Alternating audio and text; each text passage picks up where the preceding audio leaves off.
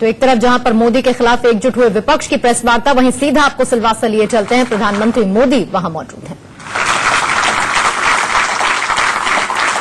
How is the जोश? आजकल आपके इस जोश की देश में बहुत चर्चा है। नए भारत के निर्माण के लिए आपका ये जोश बहुत मायने रखता है। साथियों, फिल्मों की दुनिया बहुरंगी होती है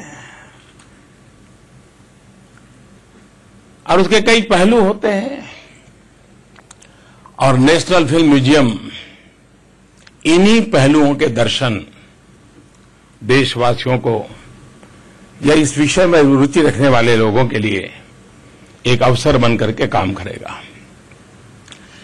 नेशनल फिल्म म्यूजियम में एंटरटेनमेंट इंडस्ट्री के गौरवशाली इतिहास के बारे में विस्तार से जानकारी मिलेगी।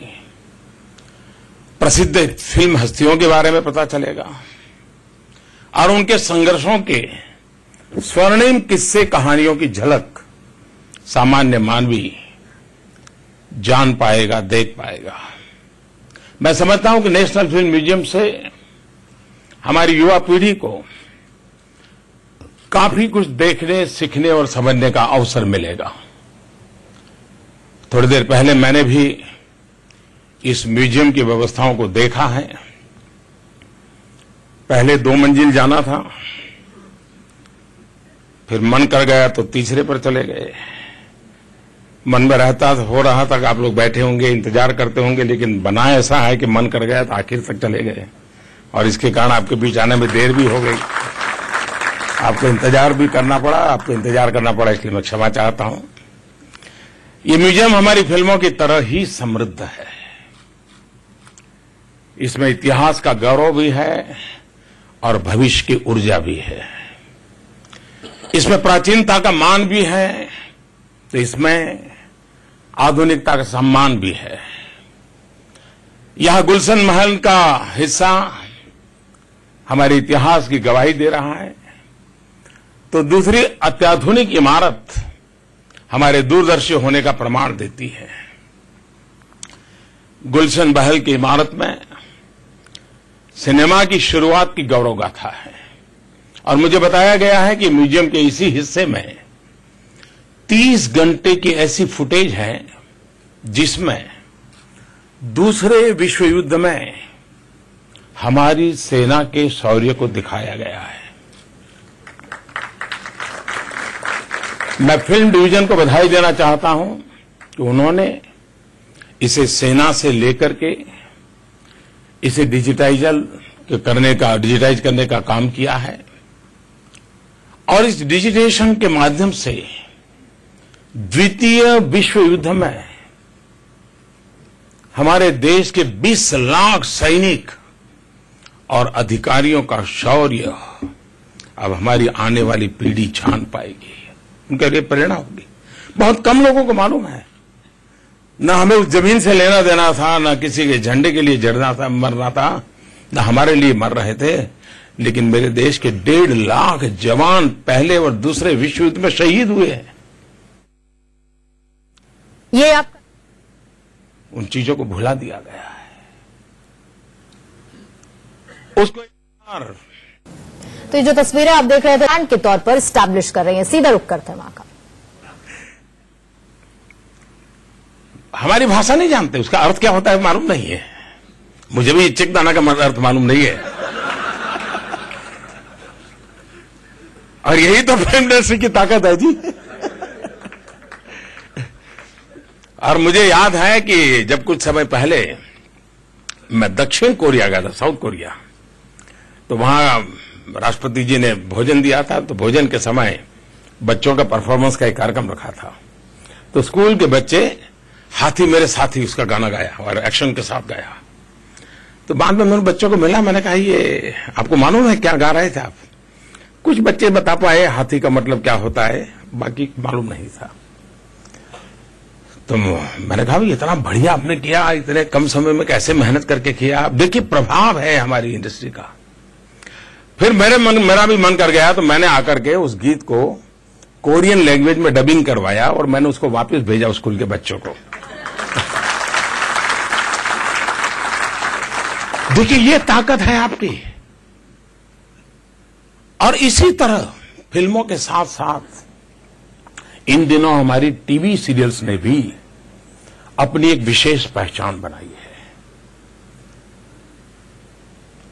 सांस भी कभी बहुत ही हमको लगता होगा कि हिंदुस्तान में चलती होगी, ऐसा नहीं जी। मैं दुनिया के जिन देशों में गया हूं और खास करके मैंने अफगानिस्तान में देखा, शायद ही कोई परिवार ऐसा होगा कि जो इस सीरियल को नहीं देखता हो। यानी हमारे आसपास के देश के लोगों को भारत के सामान्य जीवन को देखने की एक रुचि नजर आती है और उसकी चर्चा करते, खुल करके करते हैं। मैं एक बार वियतनाम के प्रधानमंत्री के साथ बैठा था, तो ऐसे ही मैंने कहा था सबको परिवार के साथ बुलाया, आप अकेले क्यों आए? अब वो पूरी तरह कम्युनिस्ट हैं, देश कम्युनिस्ट, नेता भी कम्युनिस्ट, और कम्युनिस्टों को तो जानते हो यहां कुछ लोग होंगे।